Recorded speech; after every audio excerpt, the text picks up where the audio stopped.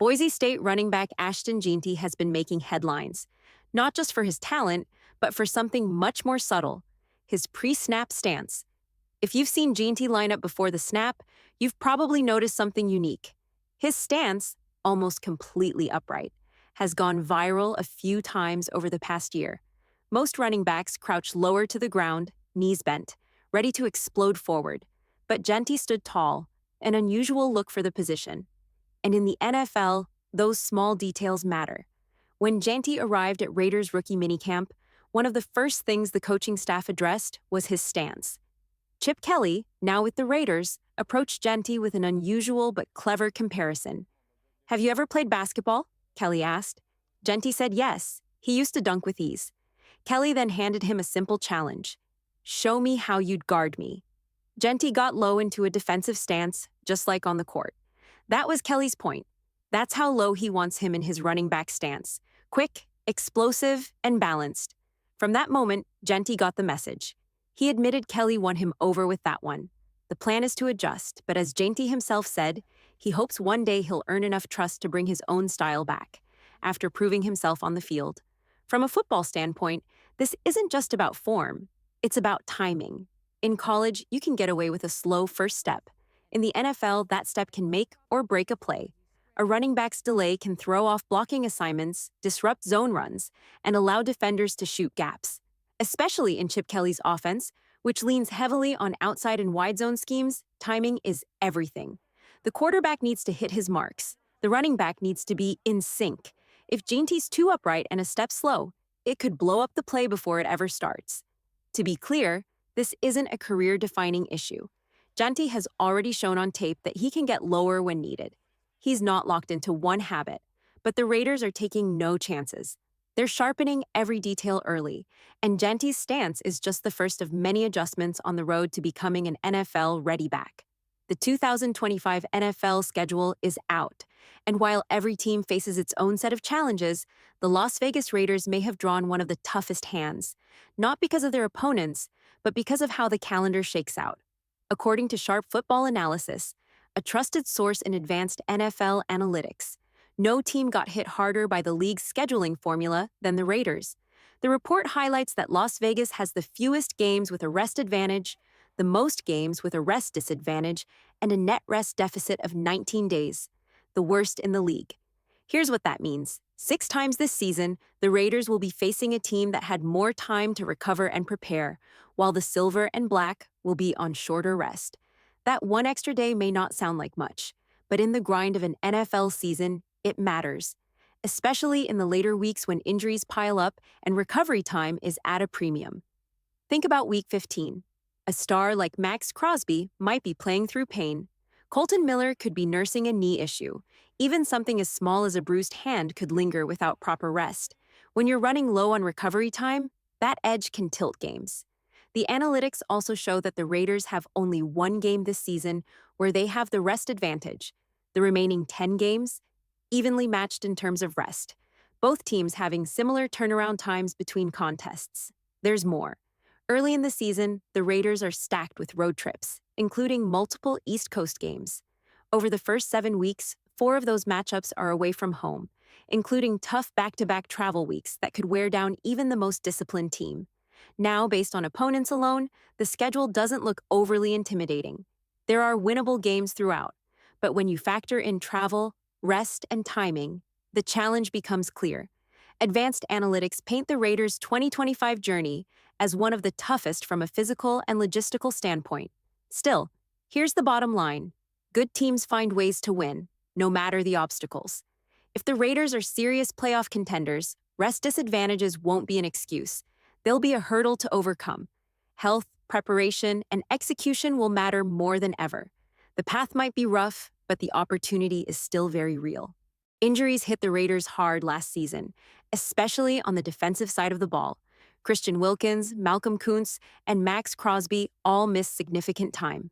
If the Raiders are going to make noise this year, keeping those key players healthy is going to be crucial. But it's not just about staying healthy, it's also about putting in the work early. And that's exactly what a few key offensive players are doing. Quarterback Geno Smith, wide receiver Jacoby Myers, and rookie wideout Dante Thornton Jr. were spotted training with Alabama's top wide receivers this past weekend. Alabama's known for producing elite talent, and their current group includes one of the top receiver prospects for next year's draft. It's no accident these Raiders are surrounding themselves with that level of competition. While other receivers like Trey Tucker and Jack Beck weren't there, Beck was busy attending the NFL Rookie Premiere. It's notable that these three are already working together, building chemistry. Off-season work like this matters. It sets the tone for the year. The timing between quarterbacks and receivers doesn't just happen, it's built, route by route, rep by rep. Take something like a dagger concept. The receiver runs a 15-yard dig route, and how quickly they can get in and out of that break, and how fast the quarterback can time it, can be the difference between a first down and an incompletion. A precise throw to Jacoby Myers might look different than one to the faster but rawer Dante Thornton. Getting on the same page now pays off when it counts in the fall. It's especially encouraging to see Thornton, a rookie, putting in that work early. It shows commitment and hunger, and it gives him a chance to build rapport with Geno Smith before OTAs and training camp. The early signs are positive, but it's still a long road. The Raiders' offense has potential, but young players will need time to adjust, and chemistry doesn't develop overnight. Still, this kind of off-season grind is exactly how you shorten that learning curve. And finally, football fans, mark your calendars. The Raiders' preseason kicks off August 7th. Every year, that first preseason game hits differently. After months of speculation, film study, and depth chart debates, we finally get to see players hit the field. Training camp storylines come to life. We'll start to see which rookies flash, which veterans look sharp, and which players may be on the bubble.